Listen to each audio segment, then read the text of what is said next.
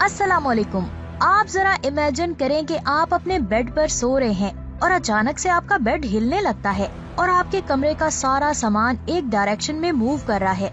लेकिन जब आप बाहर देखते हैं तो बाहर तबाही का मंजर होता है और फिर देखते ही देखते पुरानी बिल्डिंग्स भी टूटने लगती हैं। यहाँ पर एक सवाल आता है, क्या ये अर्थक्वेक है? अगर अर्थक्वेक है तो फिर इसकी इंटेंसिटी कितनी है? लेकिन जब आप न्यूज सुनते हैं तो एंकर बताता है कि जमीन अपनी रोटेशन को तेज कर रही है।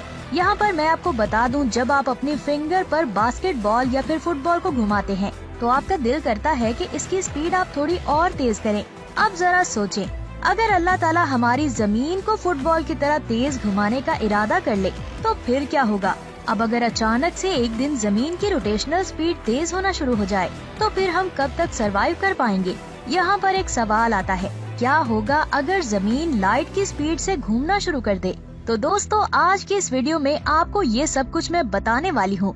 लेकिन वीडियो शुरू करने से पहले आपसे गुजारिश है कि अगर अभी तक आपने हमारे चैनल को सब्सक्राइब नहीं किया तो बराए मेहरबानी हमारे चैनल को सब्सक्राइब जरूर कर लें और साथ में बेल आइकन को भी प्रेस कर दें।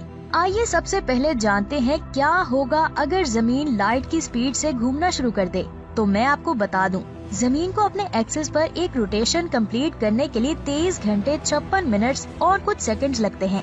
जमीन का सरकमफेरेंस 40,075 किलोमीटर है और इसकी रोटेशनल स्पीड 460 मीटर्स पर सेकंड है। इसका मतलब ये हुआ कि जमीन हर सेकंड में करीब आधा किलोमीटर मूव कर रही है, लेकिन हमें इसका जरा सा भी पता नहीं चलता। आखिर क्यों? यहाँ पर मैं आपको बता दूं, इसकी वजह रिलेटिविटी है। जब हम एक कार के अंदर बैठे होते हैं तो हमें ये बिल्कुल समझ नहीं आता कि कार कितनी स्पीड से ट्रेवल कर रही है, लेकिन अगर कोई इंसान इस कार के बाहर खड़ा होकर देखता है तो उसे कार मूव करती हुई दिखाई देती है। यानी कि जमीन पर रहने वाले हम इंसान इसके रोटेशनल स्पीड के आदी हो चुके हैं, जिसकी वजह से हमें इसका अंदाजा ही नहीं होता। लेकिन क्या हो अगर अचानक से इसकी स्पीड तेज होना शुरू हो जाए? सबसे पहले तो आपको ये जान लेना चाहिए कि जमीन हर जगह पर सेम स्पीड से नहीं घूमती।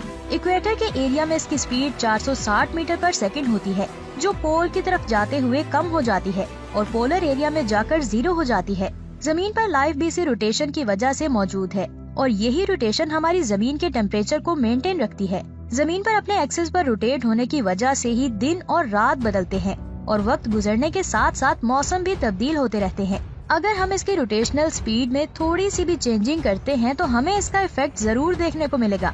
अगर हम जमीन की रोटेशनल स्पीड को सिर्फ 0.45 मीटर पर सेकंड से इंक्रीज करते हैं, यानी कि 460.45 मीटर पर सेकंड करते हैं, तो हमारा एक दिन 90 सेकंड छोटा हो जाएगा। ये इतनी बड़ी चेंजिंग नहीं होगी जिसे आप अपनी डेली लाइफ में नोटिस कर सकें, लेकिन क्लाइमेट पर इसका असर जरूर होगा। जमीन का सी लेवल 1.5 सेंटीमीटर से 2 सेंटीमीटर तक हो जाएगा और समंदर का पानी आहिस्ता आहिस्ता इक्वेटर से पोल की तरफ जाने लगेगा। इसका असर हमारी जमीन पर देखने को नहीं मिलेगा। आइए अब जमीन को थोड़ा और तेज घुमाते हैं। अगर हम इसकी रोटेशनल स्पीड को 45 मीटर पर सेकंड से इंक्रीज कर दें, यानी कि 505 मीटर पर सेकंड कर दें, तो ये हमारे एक दिन की ड्यूरेशन को 2 घंटे कम कर देगा। आज जो दिन 24 घंटों का होता है फिर वो 22 घंटों का हो जाएगा।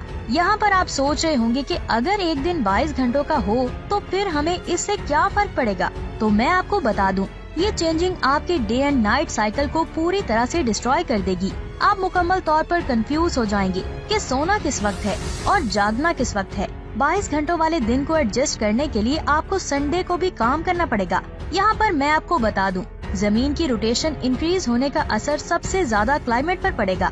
समंदर में 20 मीटर ऊंची लहरें उठने लगेंगी और इक्वेटर के पास तूफान की कंडीशंस पैदा होंगी। तमाम शहर पानी में डूबने लगेंगे। अब अगर हम जमीन की रोटेशनल स्पीड को डबल कर दें, यानी कि 920 मीटर पर सेकंड कर दें, तो ये स्पीड हमारे लिए तबाही का बायस बनेगी।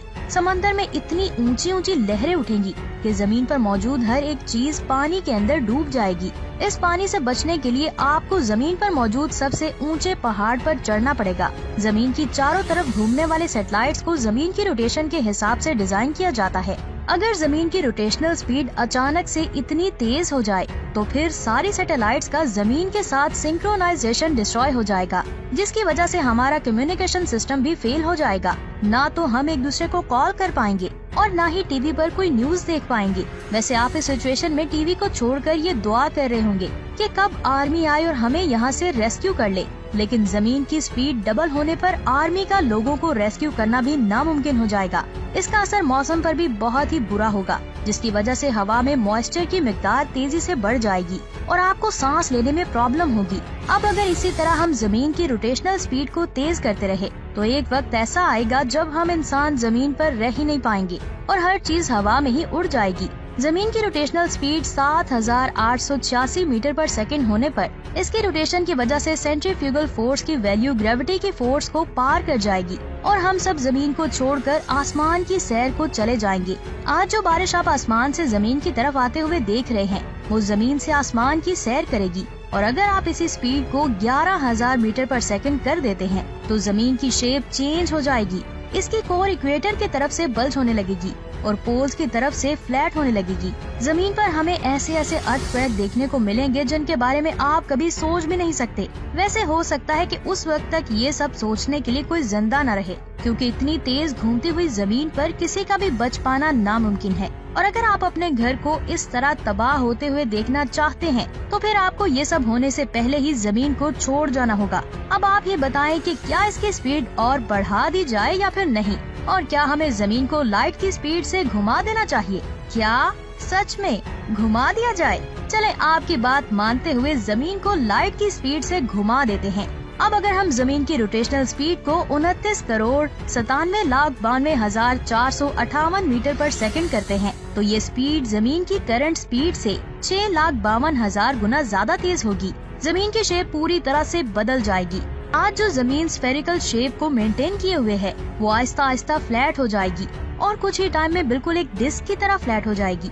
इतनी तेज स्पीड की वजह से जमीन पर टाइम बहुत ही स्लो होने लगेगा और एक वक्त ऐसा आएगा कि ये टाइम बिल्कुल स्टॉप हो जाएगा, मतलब कि हर चीज रुक जाएगी। आइंस्टाइन की मैस एनर्जी इक्वेशन के मुताबिक अगर कोई ऑब्जेक्ट लाइट की स्पीड से ट्रेवल कर रहा है तो उसका मैस इन्फिनिट हो जाता है। इन्फिनिट मैस वाली जमीन एक छोटे से ब्लैक होल में तब्दील हो जाएगी। इस ब्लैक होल का साइज 2 से 3 सेंटीमीटर होगा। इससे हमें कोई भी फर्क नहीं पड़ेगा, क्योंकि उस वक्त तक हम वैसे भी जिंदा नहीं रह पाएंगे। लाइट की स्पीड से घूमती हमारी जमीन एक प्लेनेट बनकर नहीं रह सकती। ये सब कुछ देखने के बाद ये साफ वाज़ेह है कि जमीन पर हर वो प्रोसेस जो चल रहा है उसकी अपनी एक अहमियत है। अगर हम जमीन की स्पीड को थोड़ा सा भी इंक्रीज या फिर डिक्रीज करते हैं तो फिर हम इंसानों की एग्जिस्टेंस पर बहुत ही बुरा असर पड़ेगा। हमारी जमीन आज जिस स्पीड से घूम रही है वो स्पीड ही इस जमीन पर जिंदगी की वजह है। वैसे आप इसके बारे में क्या सोचते हैं? हमें नीचे कमेंट्स करके जरूर बताएं और इसी के साथ ही चैनल को सब्सक्राइब करना मत भूलें और वीडियो को लाइक एंड शेयर जरूर करते रहा करें। अपना बहुत सारा ख्याल भी रखें। अल्लाह हाफिज।